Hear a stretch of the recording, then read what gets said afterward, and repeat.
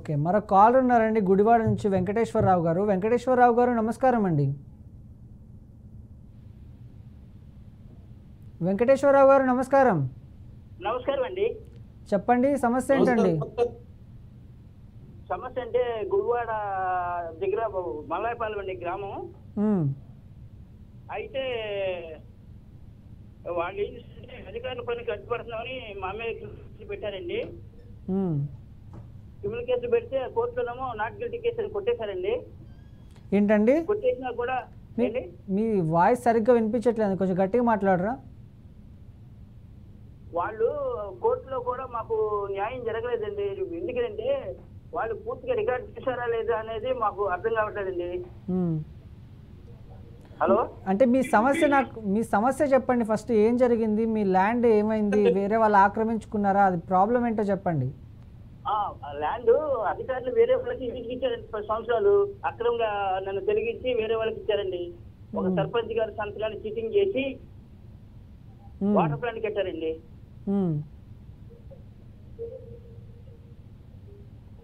Hello, చెప్పండి. దానికోసం మేము ఇప్పుడు కూడా అడుగుతూనే ఉన్నామండి. సమాచార కింద అడిగినా కూడా ఆ గ్రామ సర్పంచ్ గారి సంతకాన్ని చేసి తీర్మానం చేసామన్నారు. ఆయన కోర్టులో సాక్ష్యంగా పెట్టుకుంటే ఆయన చేయలేదు, ఈ సంతకం నాది కాదని కోర్టులో వాంగ్మూలం ఇచ్చారండి వాళ్ళు పెట్టి కేసులోనే. మరి కోర్టులో కూడా మరి చీటింగ్ చేసిన మీద చర్యలు తీసుకోవట్లేదు. నష్టపోయిన వాళ్ళకి న్యాయం ఎందుకు చేయట్లేదు మాకు అర్థం కావట్లేదండి. మరి మేము కోర్టును నమ్మితే కోర్టులు మరి ఇలా చేయించండి. మీరు టీవీ చూస్తున్నట్టున్నారు, టీవీ సౌండ్ మ్యూట్లో పెట్టండి. యాక్చువల్గా రవి గారు ఇక్కడ ఏమైందంటే సమస్య, వాళ్ళకు ఉన్నటువంటి ల్యాండ్లో సర్పంచ్ సంతకం అంటే ఫోర్జరీ చేసి సంతకంలో ఒక వాటర్ ప్లాంట్ పెట్టడం జరిగిందంట. అది పెట్టి కూడా చాలా సంవత్సరాలు అవుతుంది. కేసు వేయడం కూడా జరిగింది. ఇక్కడి సర్పంచ్ గారు వచ్చి సాక్ష్యం చెప్పడం కూడా జరిగింది, అంటే ఆ సంతకం నాది కాదని. అయినా కూడా కోర్టు ఎలాంటి స్పందన లేదు, ఎందుకు స్పందించట్లేదు అని అడుగుతున్నారు. ఈయనకు సంబంధించినటువంటి వ్యక్తిగత ఆస్తి భూమిలో ఒక వాటర్ ప్లాంట్ పెట్టారు. ఎవరు పెట్టారు? వెంకటేశ్వరరావు గారు వినిపిస్తుందా అండి? వినిపిస్తుందండి. ఆ వాటర్ ప్లాంట్ పెట్టింది ఎవరండి? అది ఏటీఎం సమస్యని ఇచ్చారండి. తీర్మానం చేయకుండానే ఇచ్చామంటారు. వాళ్ళకి కాగితాలు పిలువు కాదు, ఎవరిచ్చారు? గవర్నమెంట్ ఇచ్చిందా? గవర్నమెంట్ అధికారులు అప్పగిప్పారండి వాళ్ళకి. అది చీటింగ్ చేశారనే విషయం తెలుసండి కోర్టు కూడా. మరి ఎందుకు కోర్టులో చీటింగ్ చేసిన వాళ్ళు చర్య తీసుకోవట్లేదు? నష్టపోయిన వాళ్ళకి న్యాయం ఎందుకు చేయట్లేదు? ట్యాక్స్ నేను కట్టుకున్న ఆ స్థలానికి. మీది నివాస స్థలమా, అగ్రికల్చర్ ల్యాండ్?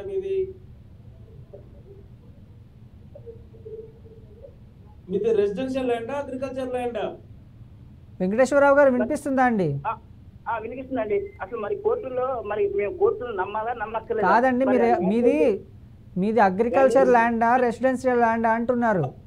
అది గ్రామ చిట్ట చివరి అవకాశం ఉన్నదే కోర్టులను నమ్మాలా లేదంటే కాదు. మీరు కోర్టులో ఎలాంటి సాక్ష్యాలను మీరు పొందుపరిచారనేది ముఖ్యం.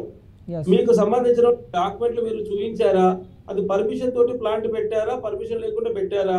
ఒకవేళ ప్లాంట్ పెట్టాలనుకున్నప్పుడు గ్రామ సర్పంచ్ పర్మిషన్ ఉందా లేదా? ఇట్లాంటి కోర్టు తర్వాత మీ ప్రైవేట్ ప్రాపర్టీలో గ్రామ సర్పంచ్ ప్లాంట్ పర్మిషన్ ఇవ్వడానికి హక్కు లేదు. ఒకవేళ ఇస్తే అది ఇల్లీగల్ అని కోర్టు చెప్తుంది.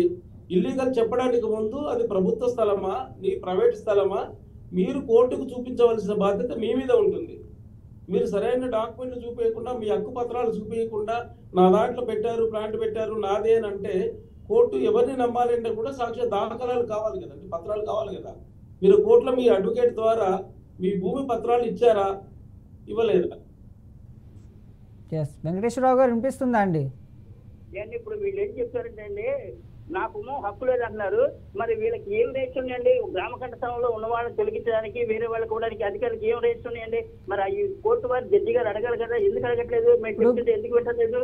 గ్రామ కంఠ స్థలం అని మీరు చెప్తున్నారు, దానికి సంబంధించినటువంటి డాక్యుమెంట్స్ మీ దగ్గర ఉన్నాయా అండి? మేము చెప్పాం కాదండి, ఆ గ్రామ ఈవో ఇచ్చారండి పోలీసులకి. కాదండి, ఆ ల్యాండ్ డాక్యుమెంట్స్ మీ దగ్గర ఉన్నాయా అని అడుగుతున్నారు. ఉన్నాయండి, ట్యాక్స్ కూడా మేము కట్టుకుంటున్నామండి, కరెంట్ బిల్ కూడా నా పేరునే ఉందండి. మరి సబ్మిట్ చేశారు. అవన్నీ కోర్టులో సబ్మిట్ చేశారా అండి? చేసామండి. చేస్తే వాటిని ఏమి పరిగణన తీసుకోవట్లేదు. నేను లోకాయుక్త కూడా పెడితే లోకాయుక్త వాళ్ళు సివిల్ కేసు వేసుకున్నారు. సివిల్ కేసు కాదండి,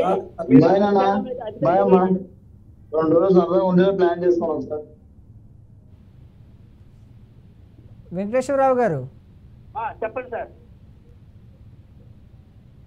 మీరు కోర్టులో అన్ని డాక్యుమెంట్స్ సబ్మిట్ చేస్తుంటే కంపల్సరీగా కోర్టు పరిగణలోకి తీసుకుంటుందండి, తీసుకోకుండా ఉండదు.